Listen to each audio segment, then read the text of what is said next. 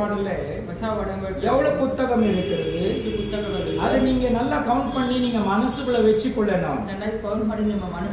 சரி, பைபிள்ல ஆதியாகம புஸ்தகம்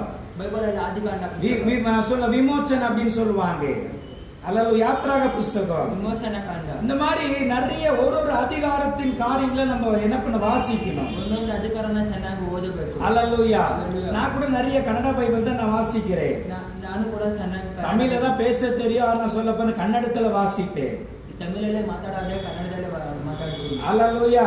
சரி பிரியமானவர்களே, நம்ம சொல்ல போனா அந்த பழைய ஏற்பாடுல எவ்வளவு புத்தகம் இருக்கிறது, யாரோடைய காரியங்கள் அதுல இருக்கிறது. இந்த ஆதாம் எப்படி வர்றாரு, ஆபிரகாம் எங்க வர்றாரு, ஆதியா புஸ்தகத்துல பாக்குறோம்.